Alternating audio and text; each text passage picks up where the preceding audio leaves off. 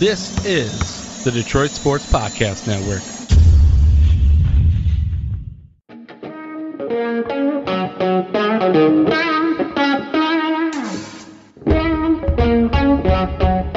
The biggest icon in podcasting.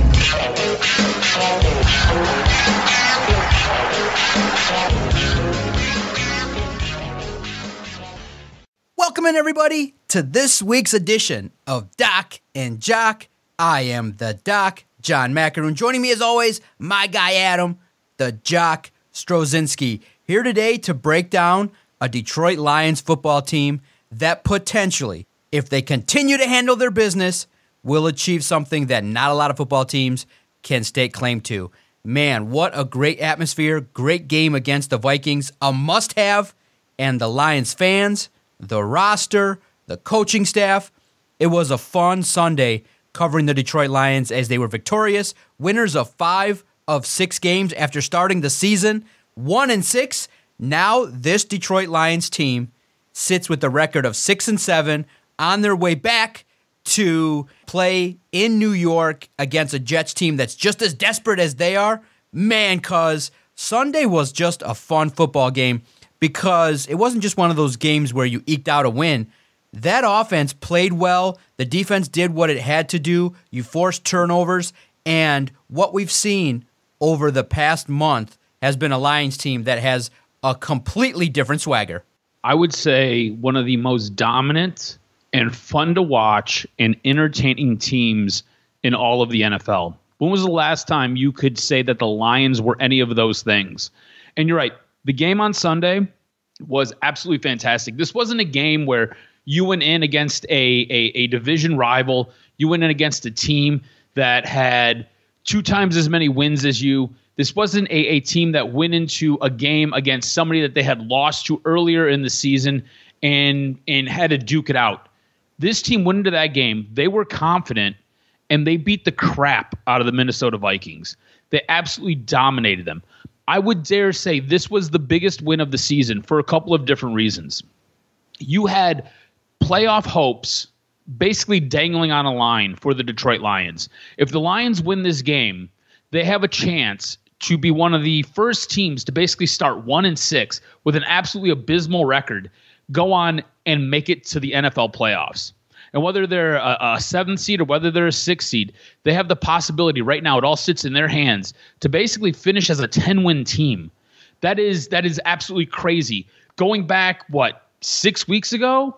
We would 5 weeks ago, we wouldn't even have dreamed of talking like that. There was no way. We were talking about having Dan Campbell's job, talking about looking at the future quarterback of this team, talking about tearing it all back down to rebuild it one more time. Where we were at 6 weeks ago is a completely different place from where we're at right now. Right now, this team sits in the driver's seat with their playoff hopes on the line. On top of that Minnesota Vikings team was coming in and they were looking to win the division against you. Let's not act like that Minnesota Vikings team wasn't playing for anything. They were coming in and they were looking to stake their claim as one of the beasts in the NFC. And you ended up punching them in the mouth. You punched them in the mouth, you took their lunch money, you took their candy, you basically gave them a wedgie, and you sent them on their way home. At no point during that game was I concerned about the Minnesota Vikings. There was no point. Detroit went in there with an air of confidence, something that we haven't been able to say about this team, and bullied the team who is, I think they're number 2 in all of the NFC. They're the team that are leading your division. You punched them in the face. And they had no response for you. This Detroit football team right now is playing some of its best football. On top of that, there's a ton of football left to play, and the playoffs are out there looming for the Detroit Lions to grab a hold of and get their way into, which makes me super excited. It has to be a ton of fun going and covering this team when they're actually playing well. I covered them when they absolutely sucked. I covered them during the Matt Patricia era. It was brutal. It sucked going to those games. It has to be such a joy for you to go in there, be able to talk to these guys. These guys are gregarious. They want to talk to you. They have personality. They're entertaining. They're not these just mindless drones that are afraid to speak to the media. It's got to be a fantastic time for you on Sundays. Yeah, man, it was crazy. It was crazy fun because it was a situation in which before the game, it was wild because the betting line had swung so much in Detroit's favor, it actually freaked me out. It was a situation in which the line opened last week with the Vikings favored, as it really should have been, or maybe a pick 'em. But then millions of people, millions of dollars, changed hands with people betting confidently on the Lions. So it just freaked me out for a second, saying, wait a minute, what's going on? Is there something that we don't know, something that's crazy? Because I thought it was going to be a tight game. It ended up being a 9-point game. It didn't really play out to be that close, but it swung so much that you kind of had that fear of like, man, the Lions could let you down. But it was amazing in that, one, people believed. Two, they put their hard-earned money down on the Detroit Lions, and it worked out. And two, what was crazy was a lot of people. Now, I wish I had cojones and did it. I just took, I've been making $5 bets. I bet $5 on Jameson Williams scoring the touchdown. You got three times your money. So made a little $15 here. Obviously, the Lions winning, $5 there. So Lions, if you bet them, they came through. They covered. They handled their business, and they played well. They didn't really make too many boneheaded mistakes outside of the maybe first half. With the clock management, that wasn't too impactful. And that's what we can say about the Lions is they made some mistakes, like the missed field goal, like penalties on back-to-back plays by Jeff Okudah, but they weren't so punitive like they have been in the past. And boy, cuz it's fun that we're about to embark on a talk about the Lions maybe winning out and maybe having a spot at potentially earning a spot in the NFC playoffs, man. It is wild because you look at this football team, because they were 1-6. That's unheard of to make this kind of comeback, especially being a Lions team that's so young. Yeah, I mean, look, the season was basically over when they were 1-6, right? I mean, we were calling for everybody's head. We started questioning Brad Holmes' direction of this team. We started to question Dan Campbell, if he knew what he was doing, if he was getting better at what he was doing, because we all went into it under the assumption that there were going to be some growing pains. This guy was going to have to learn a little bit on the job. And when this team was 1-6, and look, I went back and I counted. I felt like Dan Campbell cost this team at least 4 games. At least 4 games. If you want to cut it in half, Dan Campbell, I felt like cost this team at least 2 games. And that is huge. When your head coach is putting you in bad spots and costing you games, you have to start questioning him. You absolutely have to. All of a sudden, there was a bit of a shift with Dan Campbell. It started with the Green Bay game. They started taking the easy points. They weren't doing crazy things like going for it on 4th and forever from your own 20-yard line or from your own 30-yard line. They actually started playing responsible football, and he put this team in positions to win games. And look, the Green Bay game was a little bit of a slugfest. And then you followed that up with the Bears game where it took this team basically winning late in the 4th quarter, and it was a defensive stop. The defense had a big play that turned that entire game around. And then you basically fast forward, this team is now rocking and rolling. Look, I don't think this is a very good defense. I think this defense is the weak link of this team. But this defense is playing much, much better in recent weeks. They are making timely stops. They are forcing turnovers. They are shutting down other offenses when they need to and getting their ball into their offense's hands. And look, this offense has been playing absolutely incredible, absolutely fantastic. This offense is dangerous. If for some reason, right, and I do believe this team is getting to the playoffs, if for some reason this team gets into the playoffs, like I believe, they are going to be a very hard out for some team. In my estimation, it is playoffs or bust for this team. You have to go on and you have to make the playoffs at this point. We talk about how expectations change as the season kind of unfolds. And going into this year, we were just looking for a little bit of improvement. I think we had the line set at 6, maybe 7 games, possibly 8 games that they could win. It's different now. Everything has changed. You look at the back half of their schedule; those are all very winnable games. You look at who's in front of them as far as the playoffs go. The teams in front of them have top 10 difficulties on their schedules. I think Washington and I think the Giants are something like 6 and 7, and I think Seattle has like 8 or 9 as far as where they fit, as far as where they rank in the most difficult schedules to play out for the rest of this season. So you have a shot for this team to get into the playoffs, and I believe that this team does it. Like I said, it is playoffs or for me. Do you feel the same way? Do you feel like all the winning that they've done, everything good that they have done as far as offensively, defensively, everything kind of coming together at just the right moment with the ease of the back half of this schedule, do you feel like it is playoffs or bust for this team? No, because they did dig themselves a hole. They were, unfortunately, on the wrong end. How can you say that, though? No, it's not bust because, look, you got to look at it. You're 1-6. Look, it is you. Yeah, really but things are different now. Now you're 6-7. Yeah. And you're the team that is just outside of the wild card. Yeah, it's not. You should trip and stumble into the wild card at this point. But there's a lot of things that got to go right. You got to hope that Seattle, the Giants, fall off the face of the earth. You got to hope that you don't have a freak injury. You got to play 4 more games. You're talking about having to win out like 9 of 10 games. That's really tough to do, especially in the National Football League when just one bounce and Jamal Williams could be hurt, one bounce and Goff can make a play that he's not supposed to make. So here's the situation. Prior to the year, I said 8-9. I think they're going to get there. They're going to get at least 8 wins. Now, when you say playoff or bust, I'm not going to be disappointed that they did not make the postseason if they don't. Why? They had a lot of shit go down in that first half that made them 1-6. There was a lot of bad injuries. You didn't have Jamison Williams. You didn't have a lot of your key weapons at times. Amon-Ra St. Brown got caught up in this new rule. Dan Campbell was still learning effective clock management. You needed Ben Johnson to kind of get his bearings fully on the offense. So I'm just thrilled right now that they're playing a brand of football that if they can continue, if you can keep Ben Johnson in Detroit, this can play. I'm excited for next season. Next season is playoff or wipe everybody out. You still got so many young new players on this defense that you're going to count on. That's why this game is so exciting. This game coming up against the Jets provides me a lot of information regarding how a team can handle pressure, how they would look potentially in the postseason if they got there. But it would be thrilling if they ended up 9-8 and maybe just outside the playoffs. Now, do I think they have a real legitimate chance? Yeah, they have a chance, but I'm not tied into being devastated because this team, for me, was not a playoff team. It's still very young, and defensively, I don't want to get in a situation where you go to the playoffs and you have an offense score, 35 points and expose your defense because they're young or something happens where the national stage can see something bad really happen. You got to remember, it's a very young team still. They need another offseason. They need another 2 first-round picks.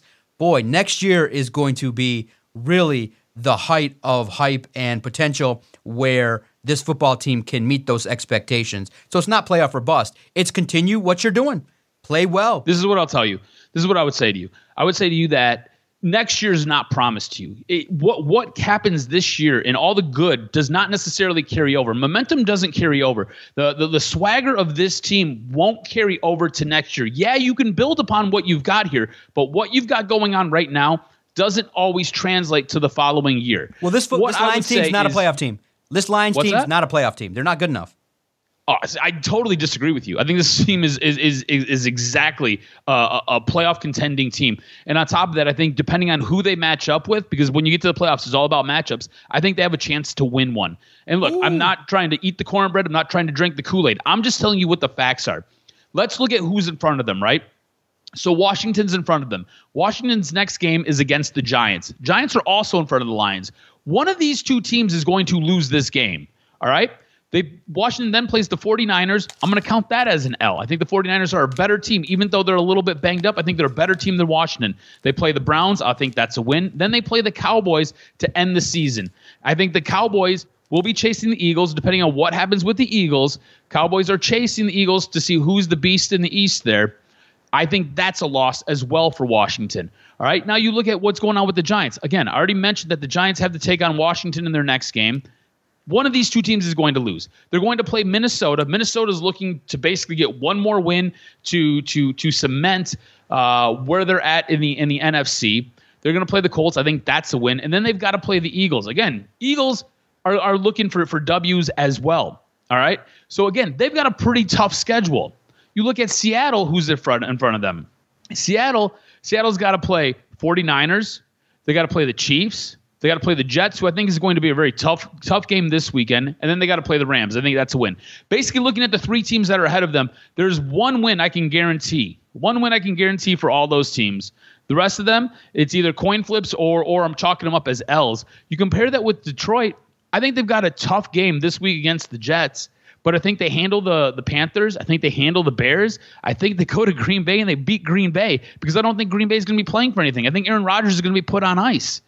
You have to get by the Jets this week. And if you look at the Jets, we don't even know who the hell their quarterback is. Mike White damn near died on the field last week. He got folded into two like a lawn chair. So if you're going to roll out the corpse of Joe Flacco, okay, cool. If you're going to put Zach Wilson out there, that team hates him. His own team hates him. I think this team has their season in the palm of their hand. I think if you look at the other teams in front of them, they control their own destiny. That is why I say it is playoffs or bust. And you mean to tell me that if this team slips in as the 7th seed, we'll just say the 7th seed, why don't we say the 6th seed? They slip in as the 7th seed, and they line up again against Minnesota, and they take on Minnesota, you don't feel comfortable or confident in that matchup?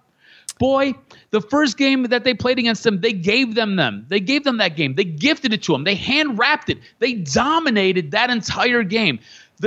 Every time that they've matched up with the Vikings, they have basically dominated 7 of 8 quarters versus the Vikings. The Vikings basically played a solid 4.5 minutes in the fourth quarter in week 3. I think this Detroit team is a playoff team. I think this team is a playoff contender, and I do think they make it. I think you're playing a little bit scared, and I don't know why. You are there. You're in the trenches. You need to start believing a little bit, bud. Okay. It's tough, man. It's tough. If the Jets was at home, maybe, but you still got to go to Green Bay in January. You never know. You're talking about 4 more wins. You got to have a lot of things happen. Remember, current odds today, as we're recording, is 20%. 20% yes, 80% no. So I play the odds that there's a lot of hills to climb for this football team. It's funny, if you go back to get there.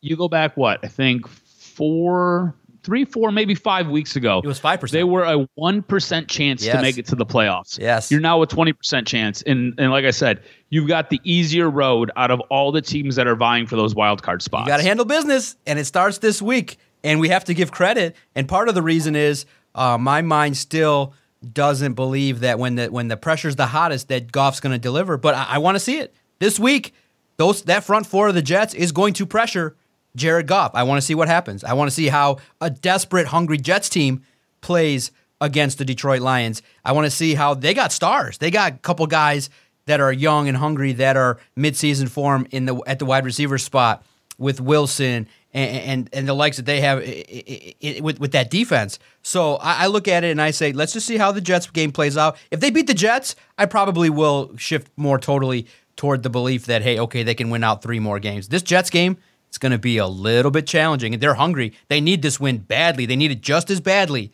It's going to be a playoff atmosphere, and you have Jared Goff playing at a high level where people are reporting. It's not really news, but it's pretty much a given unless Goff completely falls off the face of the earth.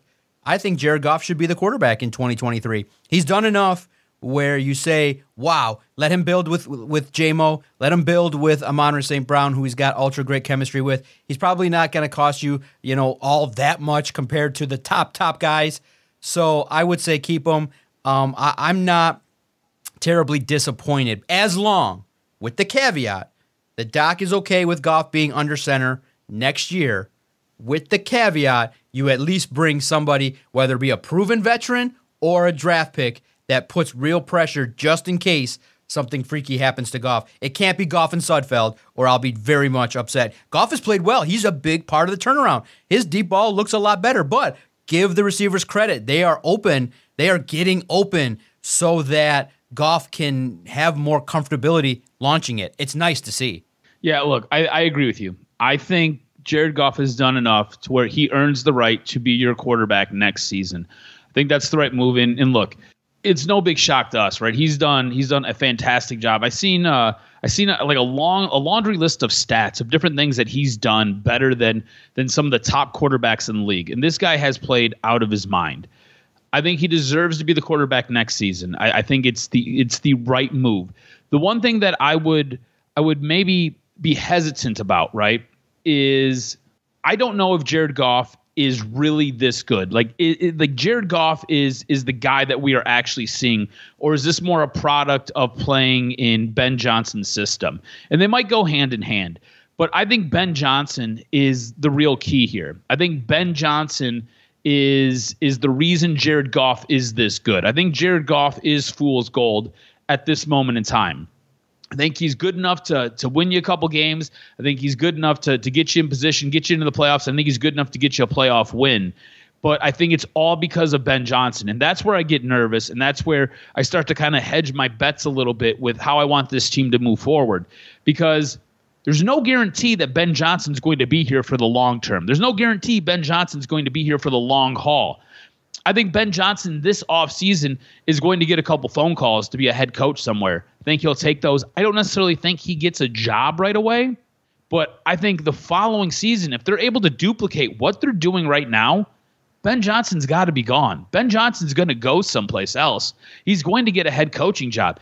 He looks like he is a mercurial wizard when it comes to offense. I mean, you had a play where you had your most athletic offensive lineman line up, go into motion, is wide open on the side of the field, and you hit him with a football, and he picks up 7-8 yards for a first down. And that was caused because of the way that they sequence plays. Like, it's not like it is. It was luck. This was all done. There's like a script. There are things that are being done, that are being put together, that are being installed into this offense by Ben Johnson that is making guys get open. That's making guys like Amon-Ra St. Brown wide open, making things like DJ Shark wide open, having guys like J-Mo run straight down the field. Nobody's around him, and you basically throw up a 500 ball, and all he's got to do is catch it and then fall into the end zone. Like, you are scheming guys open, and there are things in this install with the offense that is making Jared Goff look like he is the guy that you need to keep and look like he's absolutely fantastic. Ben Johnson goes away. I don't know if Jared Goff looks that good, and that's where I get nervous. That's where I get a little bit hesitant. What I would tell you right now, Jared Goff has 2 more years left on his contract. You've got Jared Goff for at least 2 more years. Probably, yeah. Ben Johnson, we'll kind of see what happens to him the next 2 more years, but you've got Jared Goff for the next 2 years. He's your starter for right now. He's your starter. He's guaranteed himself the starting job next season, and then we can kind of reevaluate from there. But he is your guy going forward. I just believe that it's more a product of Ben Johnson and what he's doing with this offense. It's amazing what Ben Johnson's doing. Yes, it's a well-schemed, very much impressive offense that's got big brass balls, that has the ability to go for it, do some things. And I like, too, you also have to give credit to the offensive line. It has been as advertised. They're keeping him upright. And what he did that made him struggle was, obviously, the turnovers that he incurred earlier in the year were for points. Pick sixes are horrible. And it was really costly in situations that you cannot have your quarterback, not only, 1, turn the ball over, but 2, not for points. So he corrected that. And I think what's happened is they corrected some fundamental flaws when he got way too far back in the pocket and was not getting the ball out quickly enough, was not just scanning the field and getting the ball out. And now it's real simple. Make your reads. If it's not there, throw it away, get to the next play. And you're starting to see with an Amon-Ra St. Brown, those wideouts and that offensive line, if you give Goff time, they're building around him, and he can make the throws. Now, the question that you have to ask that we haven't seen just yet is, because the Lions have been playing to their strengths, playing from ahead, what happens when you're down 7 and you need Goff late in the fourth quarter to lead you down the field and make some of those throws and force you to win? That's what's been different. Look, the Lions were shut out by Bill Belichick. Shut out. Now, they're a different team now. They got more weapons. They're better defensively, less miscommunication.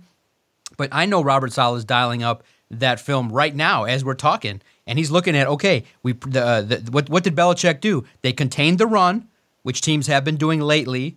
They pressured Jared Goff. They made the offense very one-dimensional and stagnant, and it was not one of the games that Ben Johnson, not one of his best games, because he didn't throw it deep, and it was very much an easy defensive situation for the Patriots to address. So now, moving forward, you need Ben Johnson to keep being aggressive. You need a couple of those deep throws to open up your defense. And now the final piece, you need that run game. Somehow or another, Swift has to get back to some form of being able to contribute in the run game. He's great on the screens, but you need him and Jamal Williams to kind of pick up 4 or 5 yards a run to help that offense a little bit. The passing game obviously was going to work against the Vikings because their pass defense is among the worst in the NFL. This situation right now with the Jets, you're going to need to go mano a mano like you did with the Giants. This is going to be very similar to the Giants game where you clocked them in the mouth and you were able to run the ball and pound them out and handle business. This is what it's going to look like with maybe 1 or 2 deep throws in the mix, maybe to Chark. And I think for me, if you ask me who's the key player, it's going to be DJ Chark. If he can get open and have 6 catches for, a neighborhood of 80 yards or more and a touchdown, this Lions team with Josh Reynolds in the secondary, being another target and J-Mo working his way in, that deep threat does a lot of things that can open up the run game, and that's what's going to be key in my mind. Goff and Chark are going to be very key in this game. And yes, I'm very nervous about the Jets because I think Robert Saleh is one of the premier defensive minds, and they want to hurt people. They want to hit. They want to have swagger. They want to get back on track and shut down the noise that's been surrounding them since they've been losing a lot. They got Sauce Gardner. They got a weird swagger that maybe is yet to be earned, but they got a swagger about them because they've won 7 games now this year. But they're coming off kind of with their tail between their legs after losing 4 of 6. So while I'm nervous, I can't wait for this game because it is 2 teams that are just needing the exact same thing right now. They're 2 hungry teams that desperately need this win. I can't wait for Sunday, man. I think this Jets game, I think it's going to ramp up later in the week in regards to the Saleh talk. But right now, Dan Campbell has done such a great job in regards to turning the tide that this Jets game is going to be fabulous. I just think it's 2 teams that the edge goes to the Lions by a notch because Goff is better than whatever the Jets have at quarterback. So the Lions have the favor on offense. Yeah, look, I'm a little bit nervous about this game as well. And it's just because with the remaining games that they have left, this is going to be one of the toughest games that they have. On top of that, it's not like the Jets aren't playing for anything. The Jets are basically playing for their wild card future as well here. So them lining up opposite of you, and look, we both agree Robert Saleh is a fantastic coach. I know you've loved this guy since day one. This is the guy that you wanted here in place of Dan Campbell. Ends up going to New York, and he's done a fantastic job there. They currently are playing revolving door with their quarterback. You don't know who's actually starting to be the quarterback. And I think that's the one thing where I'm kind of like, all right, I take a little bit of solace in that because I don't necessarily believe in Joe Flacco. They hate Zach Wilson. And Mike White, to me, seems to be the real deal. Mike White seems to be the guy. Mike White got taken to the hospital to be checked for internal bleeding after last week's game. Mike White got beat up last week. So I don't know what condition Mike White's going to be in.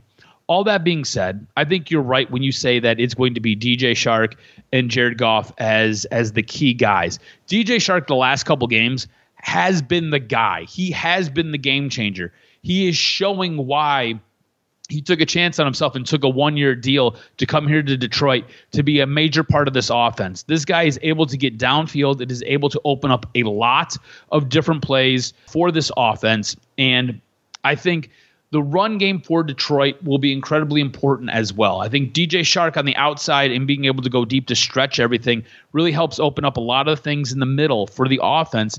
And possessing the ball, controlling the clock, and getting Wilson and getting Swift getting Williams and getting Swift ingratiated into this offense where they can sit there and possess the ball and control that clock and basically pound on that Jets defense is what's going to be a game changer here. They play a similar style, the Jets and the Lions defense. They both want to hurt you. They both want to maim you. They both want to get after you, and they both want to make you pay. I think the Lions win this game, but I don't think it's an easy feat. This is going to be one of those games that I think it's going to take a toll on both teams, but I think the Lions eke it out, and I think they win by a field goal. I'm pumped up for this one game where, look, I've been excited every single week for these games, but this is one game where I'm going into it going to be sitting on the edge of my seat. I'm not going to want to be bothered. I'm not going to want to be talked to. I'm just going to want to sit there and I'm going to want to watch it in its entirety. And until there's a little bit of breathing room, if there is any breathing room, I don't believe there will be. I don't want to be bothered and I don't want to talk to anybody. Okay. Then here's my advice for you. Bring some coffee because it's going to be low scoring. It's going to be 16-13. It's going to be a pound town run game kind of thing where you're going to go back and forth, but I don't see a lot of touchdowns, bro. I don't see it at all. I think Robert Saleh is going to want to prove at the highest level that he should have been given this job. It's a cavalcade of emotion for the Jets. They got a shot. They need this. They're going to be, I think they're going to bring their best performance. Bro, I do want to call light to Mike White. If you see it in slow motion, it's scary. Oh, it's crazy. It's scary. Crazy. He was like bent in half like a pretzel by Ed Oliver, and his head goes forward and his body goes backwards, and you're like, oh, hell no. It literally looked like, as I kept seeing it and watched the replays, like he was a magician's assistant in one of those boxes, and he just got sawed in half. It was scary. Dude came back. I don't know how he did, but I was like, holy smokes, this quarterback got destroyed. And I think he's in for another, if he's out there, he's in for another tough day too, because I'm very happy. Whatever happens this Sunday, I'm so happy that James Houston is a sack machine coming out of the gates here. Wow. Aiden Hutchinson now is quieted all the doubters with the 7-sack season. You have Isaiah Buggs coming out of the scrap heap and now being an emotional defensive leader.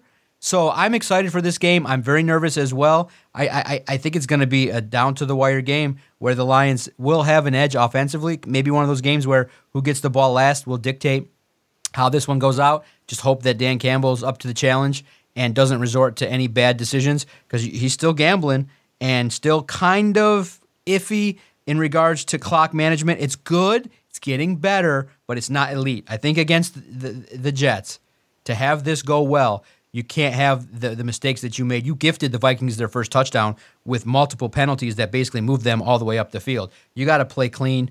The Jets don't have a discernible weakness that you can pick apart where you say, okay, we're just going to pass the ball and we're likely to have success. You're going to have to punch and keep punching the Jets all game long. And this is one of those games where this is why I'm excited for this game. It will prove if Jared Goff is worth it because they're going to call on him. He's going to need to do some things. He's going to have to make some tough window throws in this contest. So I still see the Lions winning in the neighborhood of maybe 2017, 24-17, something like that. Nothing too crazy in regards to the score. But I think if Jamison Williams, maybe he's a factor. Maybe we can be pleasantly surprised by having a superstar that might be the best player on the field. That'd be nice to see.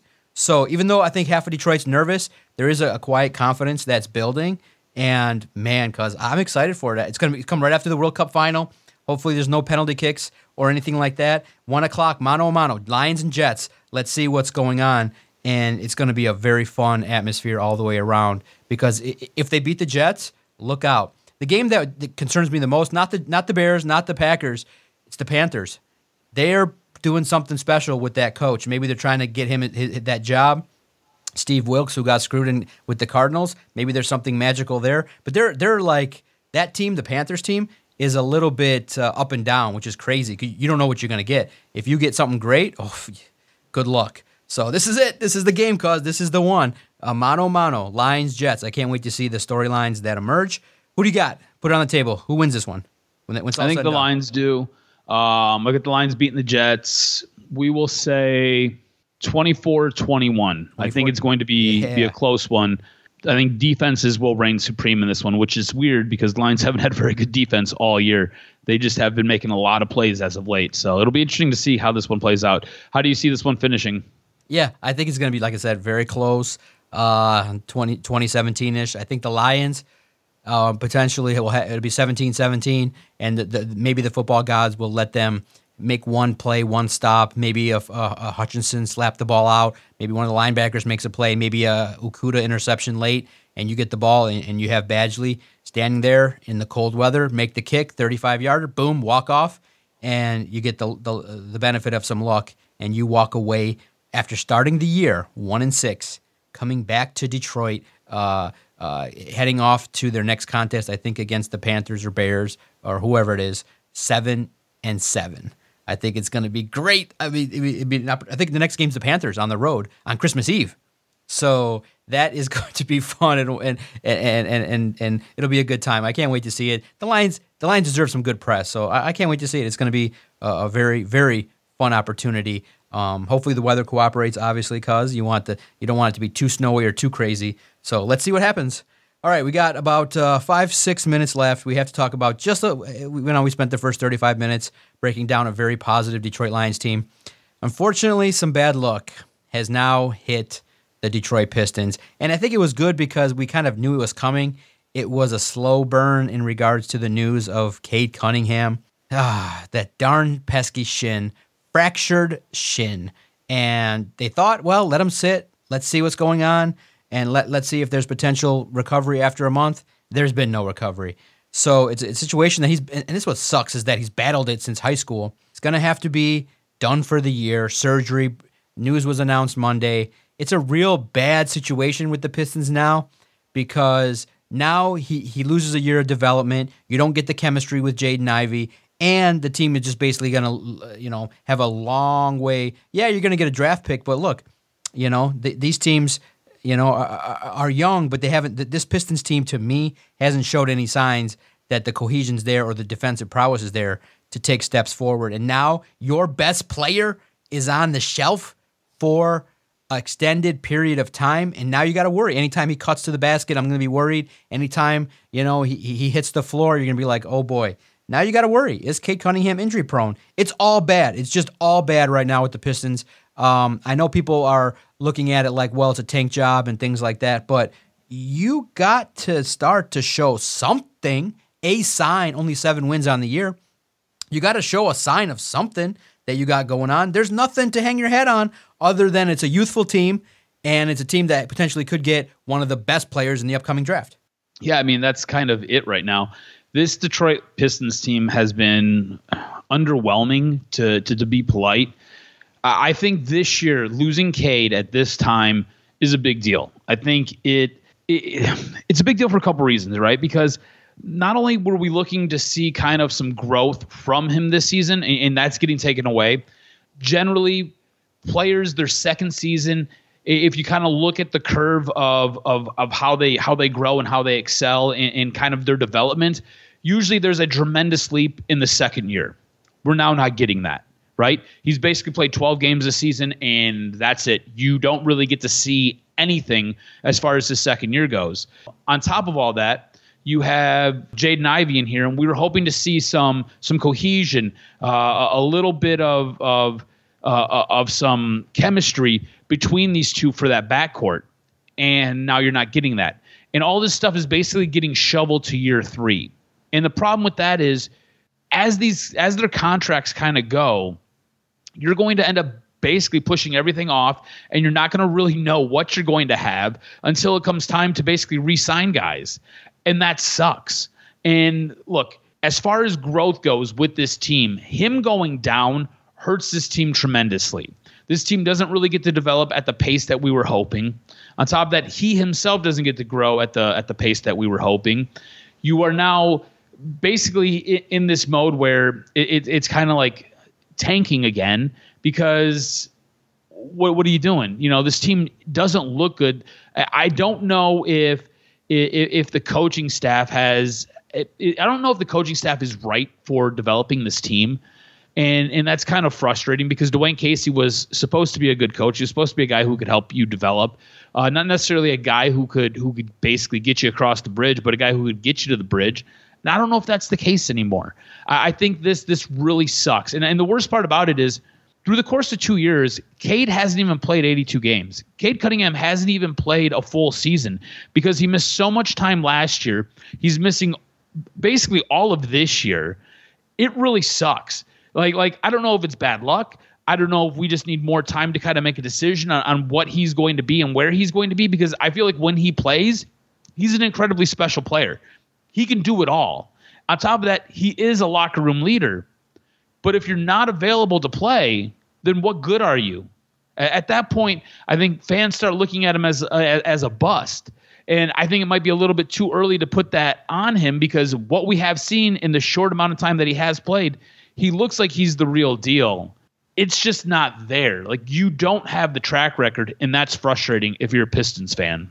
Yeah, career so far, played 76 games. You know, it's nice. Average 17.8 points, 41% from the floor, 30% from three. But you needed that development. You needed that big jump in regards from year 1 to year 2. Now you don't get it.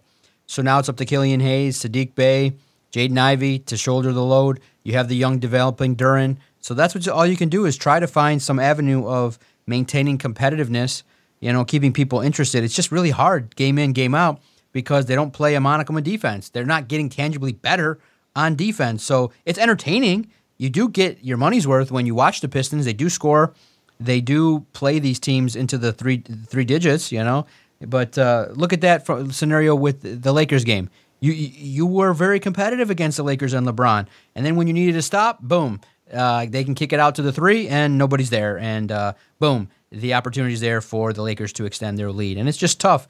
You know, you've had situations in which coaching hasn't been exactly up to par. I just think that this team needs a restart at the coaching spot, a new young voice that will get these guys motivated. Sometimes it's not his fault.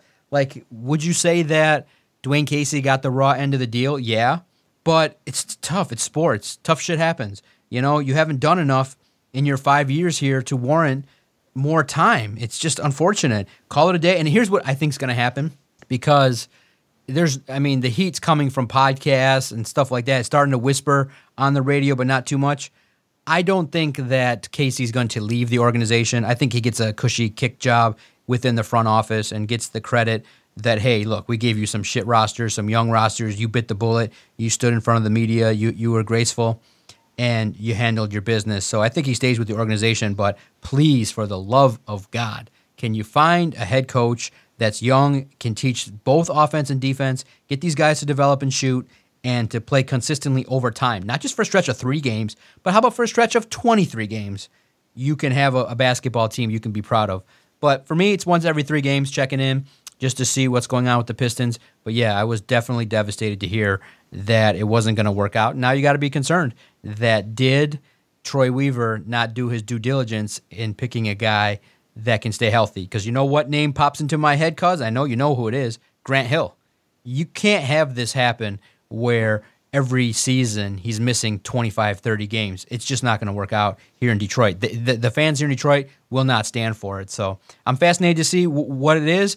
But moving forward, the Pistons season is a wash. But the Red Wings, give them credit. Give them a sentence or two because they've been playing great. Up and down a little bit as of late. But man, they're entertaining and they have a style, which is nice to see. They hold the puck well. Their mistakes are not as devastating, and the goaltending, when you have Husso playing at that level, you can compete. Nedeljkovic is disappointing for me at the highest levels, but they're right in the thick of things, right at the cutoff for the playoffs.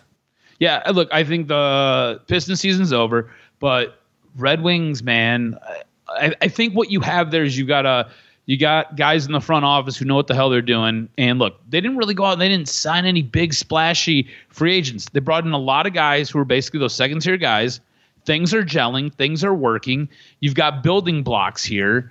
And look, I think you've got a guy in Husso who's a really good goaltender. I think Nedeljkovic is basically playing his way out the door here.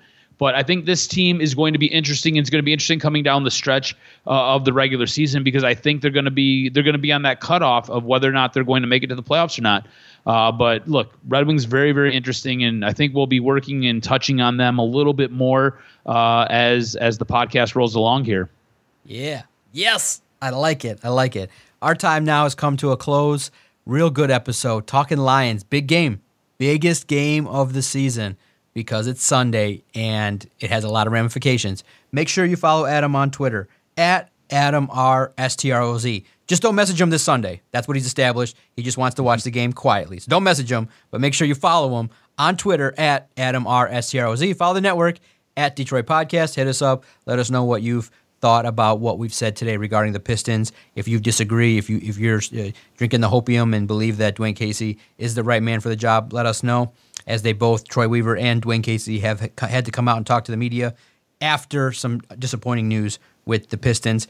And guys, for your entertainment, whether or not you're dumb enough to believe or not believe, go check out Dan Campbell's appearance on Pat McAfee Tuesday afternoon. It was good. Listen, if you're a moron, then you need someone to tell you the validity of what he was saying. Okay? If you're an absolute idiot, then you need someone to tell you if it was not real or not. So check it out. Make the decision for yourself. But if you're a stupid moron, then you're going to come to the wrong conclusion. So make sure it's entertaining. It's just a coach cutting loose with the host. And actually, if you want, watch it twice because it's only 12 minutes. Watch it from Dan Campbell and then watch it from Pat McAfee, who actually understands what's going on as an entertainer and plays along with it.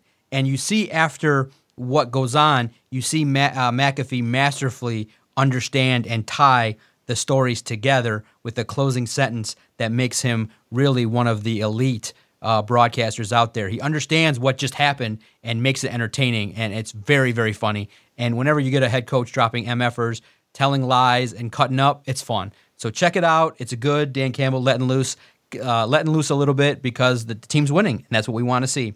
Next week's episode of Doc and Jock is going to be a big one. Thank you guys for staying with us and tuning in. We look forward to checking in next week on the latest edition of Doc and Jock.